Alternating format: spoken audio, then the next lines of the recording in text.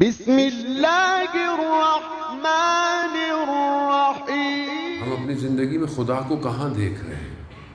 کیا خدا ہمیں نظر آتا ہے؟ مگر خدا بھی آنکھوں سے نظر آتا ہے۔ اندھی ہو وہ آنکھ جو تجھے نہ دیکھ سکے، مولا متقیان ارشاد فرماتا ہے، اندھی ہو وہ آنکھ نابینا ہو جائے جو تجھے نہ دیکھ سکے، مگر کیا یہ آنکھیں خدا کو دیکھیں گی؟ نہیں، باطن کی آنکھ خدا کو دیکھتی ہے، اور جب تک وہ صاف نہیں ہوگی، اس لیئر کو زنگ سے پاک نہ کیا جائے، یہ آنکھ خدا کو نہیں دیکھ سکتی۔ خوب انسان مرکب ہے دونوں چیزوں کا، میں نے پہلے بھی آپ کی خدمت میں عرض کیا۔ نفس کی تربیت کے لیے احادیث اور روایات جو بیان کرتی ہیں، بہرحال چند دن میں آپ کی خدمت میں رہا، یہ تھوڑا سا بہرحال حدیث کی روشنی میں ایک چھوٹا سا فارمولہ کہ ہم کوشش کریں اس پہ عمل کرنے کی، ہمارا باطن بہتر ہو۔ جتنے بھی روایات ہیں نفس کی تربیت یعنی باطن کی تربیت کے لیے، ہمارے ذہن میں آتا ہے پتہ نہیں کیا ہوگا، یوں کرنا ہوگا، یہ کرنا ہوگا، جبکہ جتنی بھی ملاحظہ ہوئیں، اور بہرحال اس پہ ایک حدیث ہے جو بہت طولانی ہے، امام جعفر صادق علیہ السلام صلی علی محمد امام کی ایک حدیث ہے جو حدیث عنوان بصری کے نام سے مشہور ہے، اور وہ حدیث آیت اللہ غازی اپنے شاگردوں سے کہتے تھے ہفتے میں 2 دن پڑھا کرو، اپنی جیب میں رکھو۔ وہ تربیت نفس کے لیے بہترین حدیث ہے، اور سیر و سلوک کے لیے کہ انسان اگر اپنی روحانی تربیت چاہتا ہے تو یہ حدیث، اس حدیث کی شرح ہے تقریباً 350-400 صفحے پر، جو اردو میں تقریباً پرنٹ پہ ترجمہ ہو چکی ہے اردو، اور میرے خیال میں شاید ہفتے 10 دن میں جو ہے وہ پرنٹ ہو کے کتاب آ جائے گی۔ ابتدائی سیر و سلوک کے مراحل کے نام سے کتاب ہے، آیت اللہ محمد باقر تحریری کی ہے، ترجمہ ہو چکی ہے۔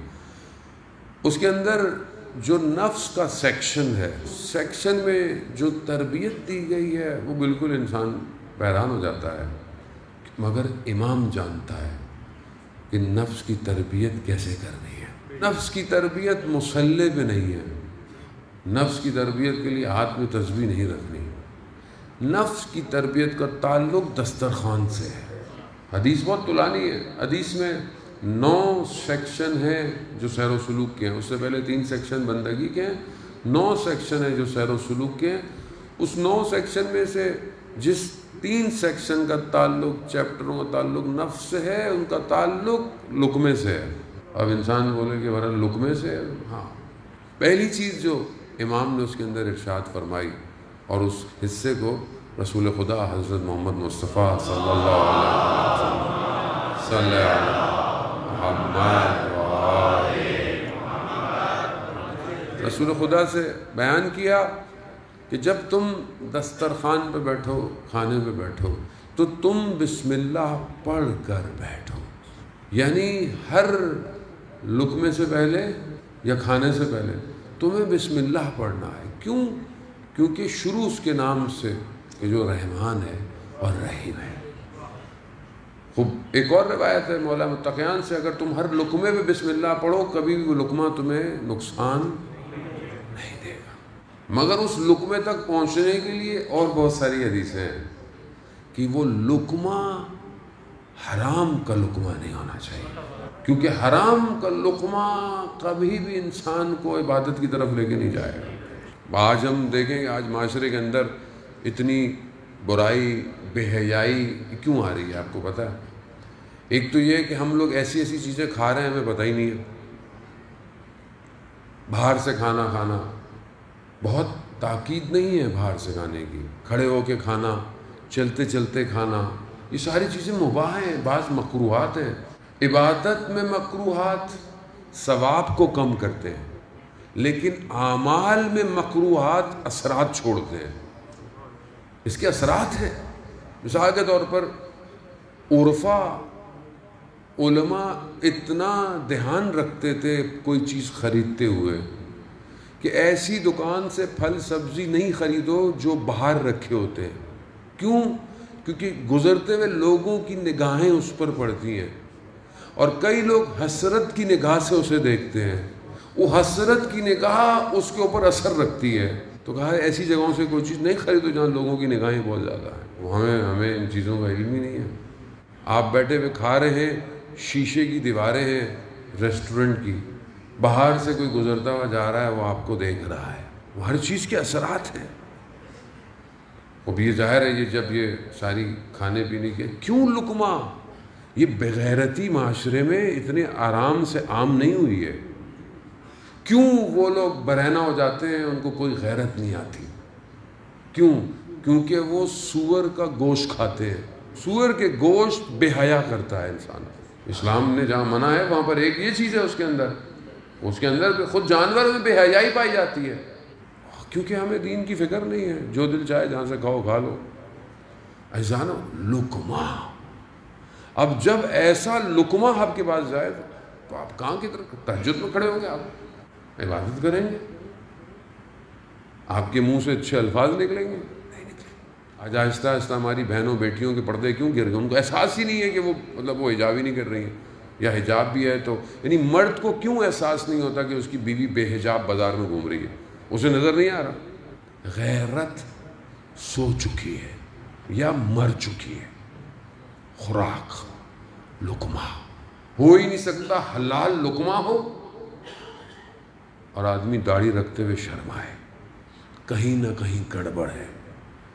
یہی ایک لقمے کی تو جنگ ہے۔ مولا کا جاننے والا ہے، مولا کی حکومت آئی اور بیت المال سے جو ہے وہ تقاضا زیادہ کر لیا چاول کا۔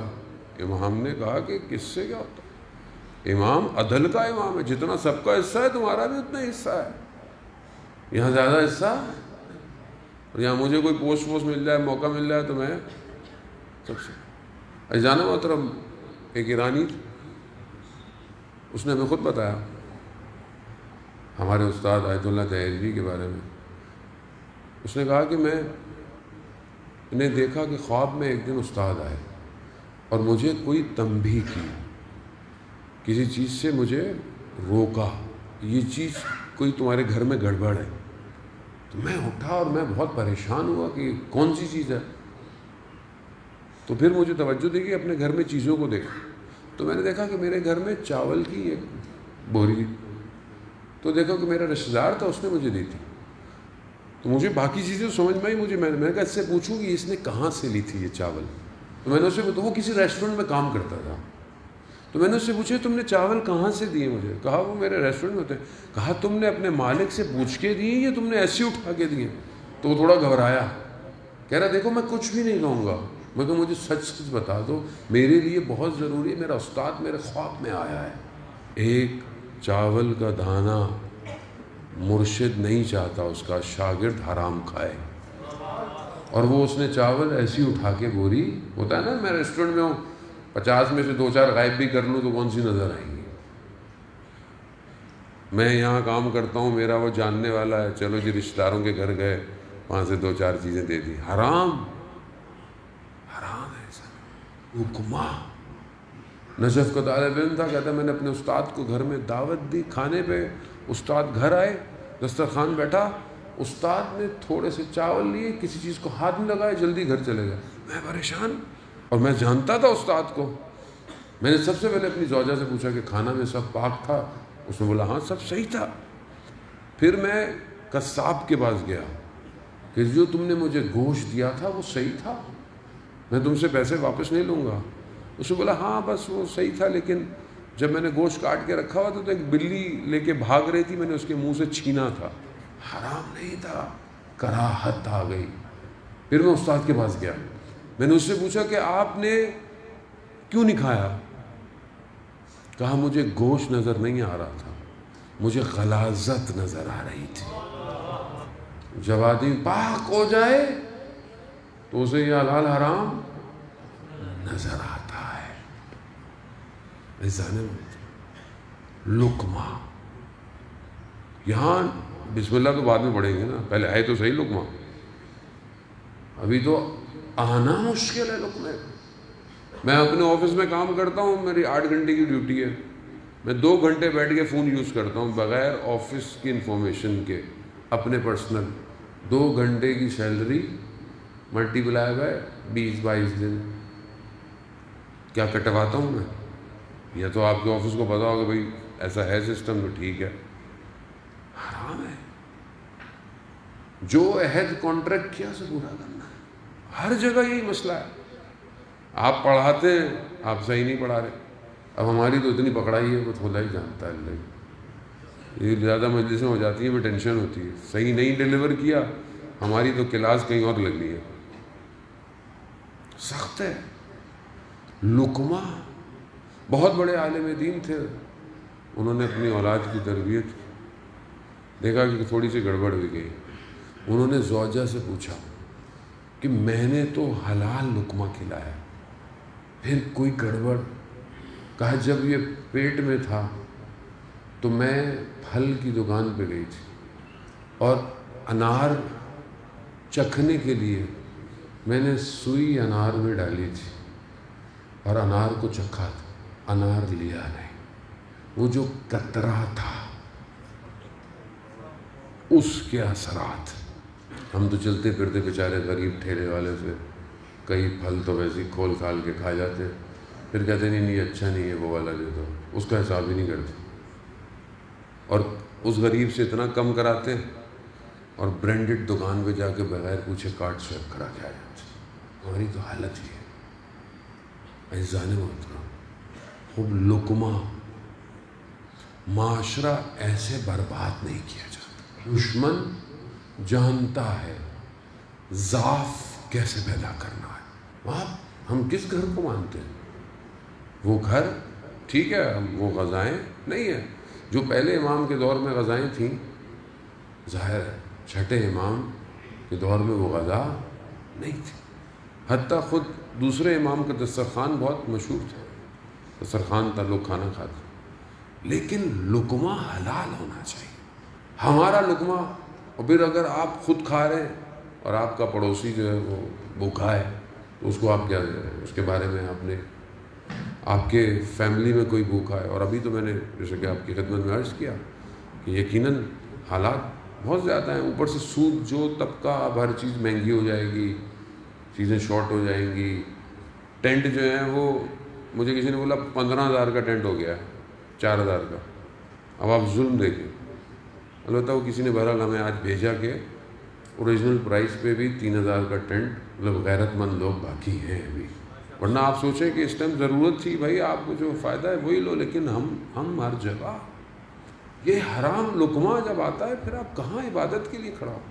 کہا جب کھانا آئے تو پہلے کیا چیز؟ حدیث میں ہے کہ کھانے سے پہلے، خود سنت نبوی ہے کہ کھانے سے پہلے ہاتھ دھو.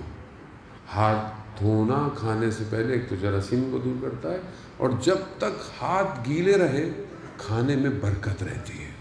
خوب بسم اللہ پڑھیں. دوسرا، کھانا کو 3 حصوں میں اپنے شکم کو تقسیم کرو. یہ سب کا تعلق نفس سے ہے. ہم تو دسترخوان پہ بیٹھتے ہیں، ابھی 3 تو دور کی بات ہے، ہم تو 5 فلور ہی پورے کر دیتے ہیں. اور پھر اس کے بعد کہتے ہیں اچھا میٹھا بھی تھا، آپ نے تو پہلے بتانا تھا. تو یہاں یہ ہم، اور سائنس بھی یہی کہتی ہے ایک حصہ کھاؤ، ایک حصہ پانی، ایک حصہ ہوا کو چھوڑو.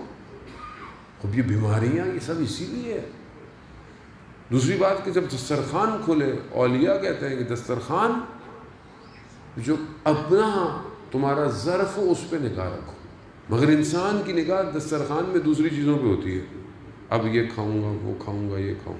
یہ جو لقمہ کی خواہش ہے یہ آرزویں پیدا کرتا ہے، اور ایسی آرزویں جو انسان کو گناہ کی طرف لے جاتی ہے.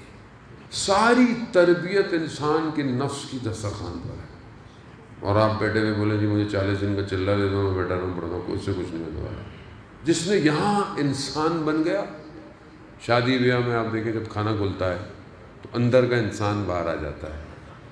میں کیوں نہیں سوچتا کہ کھانے کا یار کیا ہو گیا، لوگوں کتنا کھائیں گے، نہیں ملے گا تو کیا ہوگا. ہاں کیونکہ بہرحال میں چند دن آپ کے جو ہے وہ گفتگو ہماری باطن پہ رہی، اور اب فارمولہ یہی ہے کہ ہم رزق حلال کمائیں، اور اس کے بعد اپنے نوالوں کو دیکھیں کہ ہمارا نوالا کیسا ہے.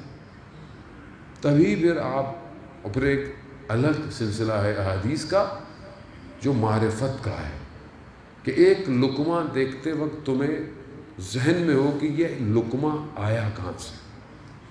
مثلا یہ جو سبزی ہے اسے خدا نے کس طرح زمین سے اگایا، کس طرح تمہارے لیے اسے کامل کیا، پھر وہاں سے آیا اور اب یہ تمہارے وجود میں جا رہا ہے، مگر اس کو آپ نے اتنی تیزی سے سوچنا ہے تاکہ آپ اس کا شکر ادا کر سکیں کہ پروردگار تو نے مختلف درختوں میں، مختلف رنگوں میں، مختلف ذائقے بھرے ہیں۔ کون ہے جو پھلوں کے اندر خوشبو ڈال رہا ہے، رس ڈال رہا ہے، ذائقے ڈال رہا ہے؟ خب یہ معرفت ہے، یہی چیز انسان کو خدا کے قریب کرتی ہے۔ مولا متقیان صحابی کہتا ہے کہ امام کا کام تھا، کنویں کھودتے تھے اور کنویں کھود کر لوگوں میں تقسیم کر دیتے تھے۔ امام اسی طرح کام کر رہے تھے، دوپہر کا وقت آیا، امام کے صحابی، امام نے پوچھا کھانے کو کیا ہے؟ سبزی تھی کوئی۔ امام بیٹھے، امام نے تناول فرمایا اور کہا کہ انسان اس 2 لقمے کے لیے حرام کی طرف جاتا ہے۔ رسول خدا نے مولا کائنات حضرت علی ابن ابی طالب علیہ السلام صلی محمد امام سے کہا کہ کچھ بھوک لگ رہی ہے، کچھ کھانے کو ہے۔ امام گئے لینے، دیکھا کہ خاتون مٹی کے گاروں کو رکھ کے کھڑی ہے، اسے پانی چاہیے تھا، تو اس نے کہا کہ پانی مجھے لا کے دے۔ تو امام نے چند جو بھی ظرف ہوتا تھا اسے پانی بھر کے لا کے دیے تاکہ وہ مٹی کو استعمال کر سکے اپنے کسی کام کے لیے۔ اس نے اس کے بدلے میں امام کو چند کھجوریں دیں۔ امام ان کھجوروں کو لے کر رسول خدا کی خدمت میں گئے، کہا یا رسول اللہ، حلال کی کمائی ہے، کائنات کا امام ہے۔ چوتھے 5ویں امام سے غالباً دھوپ کی شدت ہے اور امام کھیت میں کام کر رہے ہیں، شخص آیا گزرا، کہہ رہا کہ کیا آپ دنیا پرستی کے کام کر رہے ہیں آپ، اور اس ٹائم کھڑے ہوئے کھیتی باڑی؟ امام نے کہا خدا کرے مجھے اسی حلال کمانے پہ موت آ جائے۔ ظاہر ہے جب امام سیرت دیکھیں گے تو جانے موت، ہم اس طرف متوجہ نہیں ہیں۔ اگر فاقے تھے تو تھے فاقے، وہ مشکلات تھیں تو تھی مشکلات، یعنی یہ اس لیے نہیں ہے کہ ہم جو ہے وہ خود سمجھے۔ جب امام جو ہے وہ خود اس طرح کے کام کر رہے ہیں، کس لیے؟ تاکہ ہماری اصلاح ہو سکے۔ محمد والے محمد کی عظمت پہ بلند تر صلوات۔ اللہم صلی علی محمد وآلہ محمد وعجل۔ اور جانے اتنا اپنے باطن کی طرف ہم متوجہ ہوں۔ خوب ظاہر ہے جب تک آپ کو باطن کی لذت کا احساس نہیں ہوگا آپ دنیا کی لذتوں کو ترک نہیں کریں گے۔ جسے مناجات کا لذت مل جائے، جسے خدا سے گفتگو کی لذت مل جائے، اس کے لیے دنیا کو ترک کرنا آسان ہو جاتا ہے۔